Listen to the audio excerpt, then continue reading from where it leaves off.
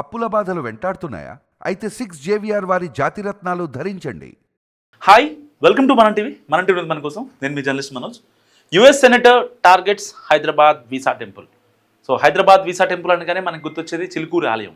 బేసిక్గా ఇతను ఒక సెనేటర్ యుఎస్లో, ఎరిక్ మిస్టీ అని చెప్పి. సరే, అతని ప్రొఫైల్ కన్నా చెప్పేదానికి ముందు అతను చేసిన ట్వీట్ గురించి ఒక్కసారి మీకు చూపిస్తాను. అది మీకు చూపించే ప్రయత్నం చేస్తాను. దాని గురించి మాట్లాడుతూ చెప్పుకుందాం. మనోడు చేసిన ఘనకార్యం ఏంటో. మామూలు ఘనకార్యం కాదు. ఏంటంట, ఏం రాసి వచ్చాడంటే, ఆ ఎరిక్ చేసిన ట్వీట్ ఏంటంటే, the visa Cartel has its own visa temple in Hyderabad which seems thousands of Indian circling altars and getting passport blessed from US work visas. American workers should not have to complete against a system this gamed. So ఆయన దీంట్లో చాలా క్లియర్గా కనిపిస్తుంది. ఇది ఒక Chilukuru Balaji temple, హిందువులకు బాగా తెలిసినటువంటి ఆలయం. అండ్ దాని గురించి ఒక పెద్ద లేఖ రాశారు ఆయన. సరే, ఆ లేఖలో మొత్తం టెంపుల్ గురించి అండ్ ఏదైతే ఎదుర్కొంటున్న సమస్యల గురించి ఉంటుందన్నమాట.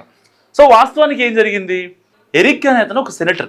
అక్కడ ఉన్న సెనేటర్లు ఆ దేశ బాగు కోరుతారు, బాగానే ఉంది. సరే, ఇలాంటి నేపథ్యంలో ఏం జరుగుద్ది, ఓకే ఇండియన్సే ఎక్కువ ఉన్నారు, అమెరికాలో ఏ దేశస్తులు లేరు, ఇండియన్సే ఉన్నారు కాబట్టి మీ ఏడుపేంటి మొదటి నుంచి, అదొక మరో ఇండియాగా ఎక్కడ మారిపోతుందో అని మీకు భయం వేసి H1B వీసాల్లో కోత పెడతారు. దాన్ని లక్షల అని చెప్పి దానికి ఫీజులు పెంచుతారు. సరే, కొన్ని H1B హై స్కిల్డ్ వీసాస్ ఏవైతే ఉంటాయో ఒక 1000 అనుకుంటే మళ్ళీ దాంట్లో 30% కోత విధిస్తారు. ఏ చిన్న తేడా వచ్చినా, ఏ చిన్న డాక్యుమెంట్ లేకపోయినా, ఏది ప్రాపర్గా లేకపోయినా మొత్తం క్యాన్సిల్ అయిపోద్ది. వాడి ఫ్లైట్ టికెట్, వాడి కట్టిన ఫీజు, ఇప్పటిదాకా వాడికి ఉన్న ఏదైతే అమెరికా వెళ్ళి అక్కడ జాబ్ చేయాలి అని ఒక ఆశ ఉంటుందో ఆ ఆశని మొత్తాన్ని కిల్ చేస్తారు ఏదన్నా చిన్న సాకు చూపించి.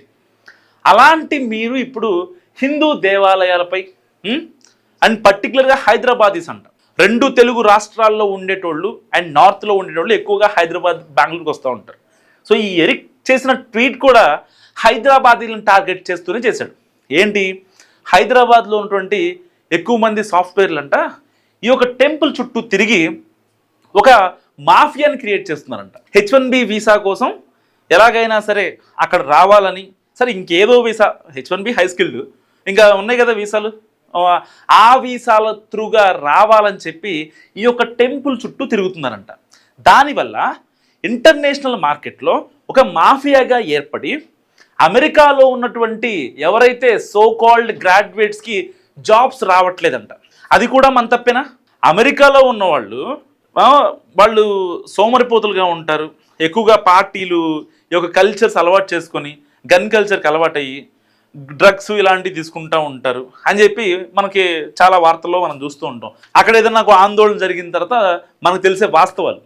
సో బేసిక్గా ఇక ఆ పాశ్చాత్య కల్చర్ మనకన్నా 10xలో ఉంటుంది.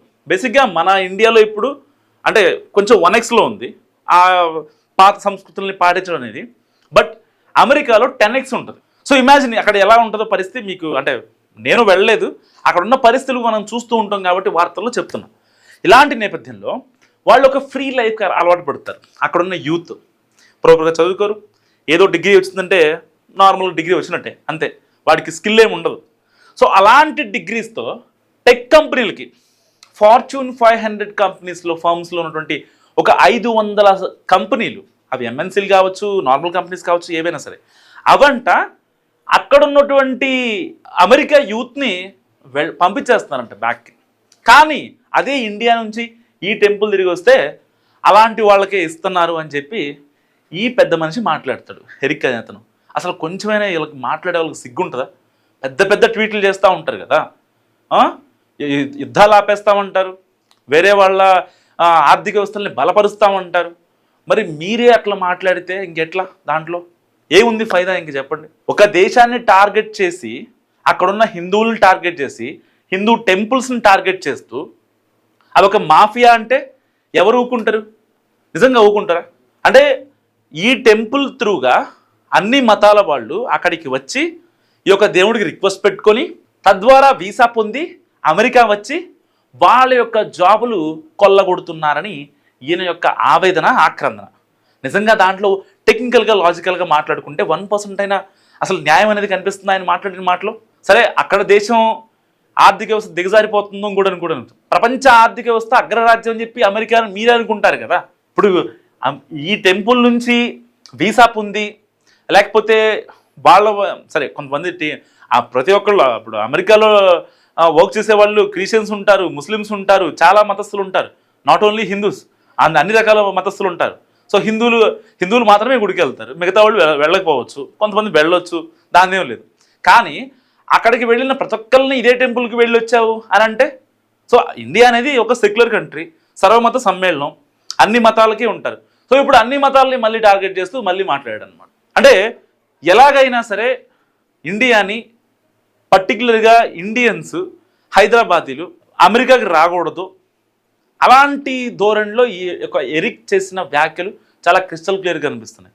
నిజంగా ఆయన గనక ఒక వ్యాఖ్య చేయాలి, ఆయన గనక అమెరికా గురించి మాట్లాడాలి అనుకుంటే, అక్కడున్న యువత పెడదారి పట్టకుండా, అక్కడున్న యువత డ్రగ్స్ తీసుకోకుండా, గన్ కల్చర్కి దూరంగా ప్రాపర్గా డిగ్రీ కంప్లీట్ చేసి జాబ్లు ఎందుకు రావు? మళ్ళంట అక్కడున్న అయితే సాఫ్ట్వేర్ కంపెనీస్ కావచ్చు, హార్డ్వేర్ కంపెనీస్ కావచ్చు, మ్యానుఫ్యాక్చరర్స్ కావచ్చు, పెద్ద పెద్ద కంపెనీస్ అంట మన ఇండియన్స్కే కేవలం ఈ H1B త్రూగా వచ్చిన వాళ్ళకి అంట ముందుగానే ఈ యొక్క ఆన్సర్లు, క్వశ్చన్ పేపర్, ఆన్సర్ పేపర్ ముందే ఇచ్చేస్తారంట. అసలు ఇంటర్వ్యూలో అదంతా సాధ్యమేనా? ఒక పెద్ద MNC కంపెనీ అంటే దానికి కొన్ని రౌండ్స్ ఉంటాయి. ఏదో డైరెక్ట్గా తట్లు మోసే పను, బుట్టలు మోసే పని కాదు కదా మనిషిని చూసి ఇచ్చేయడానికి. మనిషి ఎలా ఉన్నా అంటే ఆడవాళ్ళైనా, మగవాళ్ళైనా, ఇంకొకళ్ళైనా, ఎవరైనా సరే అక్కడ వాళ్ళు చూసి వాళ్ళతో మాట్లాడి ఆ కమ్యూనికేషన్ అయిన తర్వాత కదా, కొన్ని రౌండ్స్ తర్వాత కదా. సో పర్టికులర్గా ఇండియన్స్కి, దట్టు హైదరాబాద్స్కి మాత్రమే క్వశ్చన్స్ అన్ని ముందే చెప్పేస్తారంట. చెప్పేసి వాళ్ళని తీసుకుంటారంట. అక్కడికి వెళ్ళిన తర్వాత ఇది ఒక పెద్ద మాఫియా నడుస్తుందంట, ఇంటర్నేషనల్ కార్టెల్ నడుస్తుందని చెప్పి చాలా పెద్ద పెద్ద పదాలు మాట్లాడిన వ్యక్తి ఇవాళ ఈ యొక్క ఎరిక్. నిజంగా ఇలాంటి వాళ్ళకి బుద్ధి ఉందా లేదా అని నేను అడుగుతున్నా. ఎందుకు బుద్ధి ఉందా లేదా అంటే, ఒక పెద్ద మనిషి తరహాలో మాట్లాడలేనా? డొనాల్డ్ ట్రంప్ కంటే ఆయనకి చిప్ కరప్ట్ అయిపోయింది. సో ఆయన ఏది పడితే మాట్లాడుతూ ఉంటాడు. యుద్ధాలు ఆపేస్తా, నాకు నోబెల్ ప్రైజ్ ఇవ్వండి అంటాడు, గ్లోబల్ పీస్ అవార్డు అడుగుతాడు, లేకపోతే ఇంకోటి అడుగుతాడు. నా లోలు అయితే నన్ను ఒక సెనేటర్ చేయమంటాడు, నన్ను ఒక సర్పంచ్ చేయమంటాడు, నన్ను కార్పొరేటర్ చేయమంటాడు. ఆయన చిప్ కరప్ట్ అయింది. మిగతా వాళ్ళు కూడా ఇలా ఇదే తరహాలో మాట్లాడితే వై ఇండియన్స్ ఎందుకు అంటే, ఇక్కడున్న స్టాండర్డ్స్ చాలా హైగా ఉంటాయి. ఇక్కడున్న ఎవరైతే ఇంజనీర్స్ ఉన్నారో, అది కోడింగ్ పర్పస్ కావచ్చు, లేకపోతే మ్యానుఫ్యాక్చర్ పరంగా కావచ్చు, లేకపోతే సివిల్ ఇంజనీర్స్ కావచ్చు, సో ఇటు నాసాలోకి వెళ్ళే సైంటిస్టులు కావచ్చు, వాళ్ళల్లో మన వాళ్ళు చాలామంది ఎక్కువ ఉంటారు. మన దగ్గర ఉన్నటువంటి ఇండియన్ స్టాండర్డ్స్ చాలా హై లెవెల్లో ఉంటాయి, దాంట్లో ఎలాంటి అనుమానం లేదు. సో సరే, ఇక్కడ ఉన్న వాళ్ళు కొంతమంది వేరే దేశాలు చదువుకుంటే మనకి అక్కడ డిగ్రీ వస్తే ఫర్దర్గా ఫ్యూచర్లో మనకి చాలా యూజ్ అవుతుంది. పొరపాటున అక్కడ నుంచి ఇంకా ఏదైనా వీసా వస్తే అమెరికా వెళ్ళిపోవచ్చు. ఈవెన్ ఇండియా టు ఆస్ట్రేలియా వెళ్ళి, ఆస్ట్రేలియా నుంచి US వెళ్ళాలనుకునే వాళ్ళు ఉంటారు. ఇండియా నుంచి UK వీసా చాలా సింపుల్ కాబట్టి యూకేకి వెళ్ళి, UK నుంచి అమెరికా వెళ్ళాలనుకునే వాళ్ళు ఉంటారు. సో చాలామంది పీపుల్ ఉంటారు. వాళ్ళు ఎవరిని తప్పంటాం లేదు, కానీ అల్టిమేట్గా వాళ్ళ ఇంట్లో వాళ్ళని చూసుకోవాలి, వాళ్ళ ఫ్యామిలీస్ని బాగుండాలి అనే ఒక ఎయిమ్తో మాత్రమే వెళ్తుంటారు. సరే, టైం పాస్ చేసేవాళ్ళు కొంతమంది ఎక్కడో చోట ఉంటారు, వాళ్ళ అమ్మ నాన్న డబ్బులు సంపాదించుంటారు కాబట్టి వాళ్ళు వెళ్తారు, వాళ్ళ గురించి మాట్లాడలేదు. కానీ ఇక్కడ ఇలాంటి వ్యక్తి పర్టికులర్గా హైదరాబాదీస్ని, తెలుగు రాష్ట్రాల ప్రజలను టార్గెట్ చేస్తుంటే నిజంగా తట్టుకోలేకపోయారు. ఆయన వ్యాఖ్యలపై మీరేమనుకుంటున్నారో మస్తుగా కామెంట్ చేయండి.